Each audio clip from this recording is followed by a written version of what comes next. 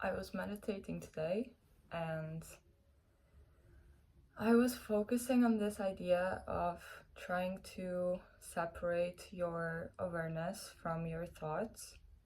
It's what I was trying to remind myself. I was trying to see the thoughts as separate things that is not my identity. It's something I'm experiencing, it's something I'm witnessing.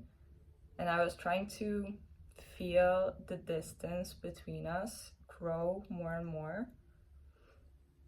And I've been trying to practice this for a while now, and I visualized this today.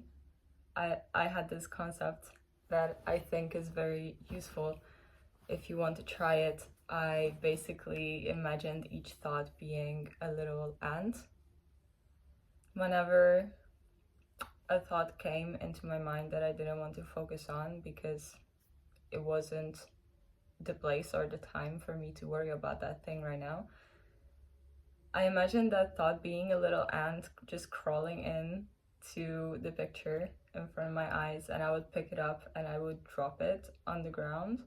So it would be falling onto this ground full of other ants running around. And you can visualize this kind of as the TV screen when there's nothing on it and it's just ants. Or I was trying to focus on seeing each and every ant in detail, seeing their little legs and seeing them doing their little anty stuff, and kind of giving them a character like this, kind of giving them a form of life so that I don't feel like this has to exist through me, but I can more easily accept that it exists separate from me. And as I was focusing on dropping more ants as they came by, I felt myself drawing back more and more. And then I noticed that I was starting to have the same thoughts again and again. So the same ant would come crawling back and I would have to drop it again and again. And then I was thinking that this is never going to end if I'm just going to allow the same ant to come back all the time, to allow the same thought coming back all the time. And then I just told myself, which felt kind of as I was speaking this rule out loud, and I was just like, there cannot be two identical ants in this world. Like, it cannot exist multiple times the same way. I don't have to think the same thought again and again. Like, I already thought this thought. I can just drop it to be with the rest of the ants, and it already exists somewhere. It doesn't have to be replaying in my mind. And that felt kind of liberating.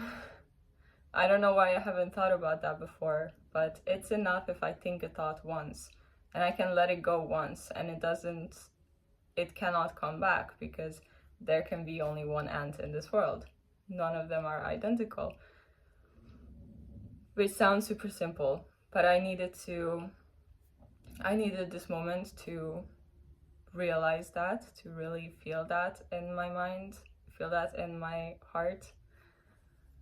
I don't know. That was an experience I had today, but I thought I would also share with you one of my notes from the Notes app, the black hole that is my Notes app, because I came across it a couple days ago and I already forgot all the things I wrote, and I reread them and I felt like they are pretty based, so hope something helps for you. Number 1 is, your brain needs proof to rewire. Affirming and never showing action isn't enough. You have to show your subconscious, look, I am capable of doing this. Number 2, when we live our little lives and experience our personal experiences, we have to be radical about it. But when we react to our environment and interact with others, we have to keep it superficial. 3, When bad things happen to us, we feel like we need reason and logic to understand, hence justify why it happened. We should aim to accept whatever happens, the good and the bad, without logic and reason, because very often there is none. If you make our spiritual well-being dependable on logic, we contradict the rules of existence, making our lives harder by swimming against the current. Number 4. Life kind of feels like a test on how well you can keep your focus. We have to do a lot of the same things over and over again for a long period of time, which feels like life is just saying, can you still do this without your mind wandering away? Number 5. The key isn't in the dots you connect, but the lines you connect them with. Number 6. Your brain is like a code. If you want to change a belief, put in a new line of code. To get a different result, you have to find the faulty line of code and delete it first. Number 7. To put your pain into your art rather than keeping it in your body doesn't mean you have to use the past as inspiration all the time. I used to create things that would remind me of the things I'm missing and mourning, but that only led me to feel more pain. Now I create from a place of comfort as I channel the pain into my work. After the piece is done, so is my hurting because I let it go.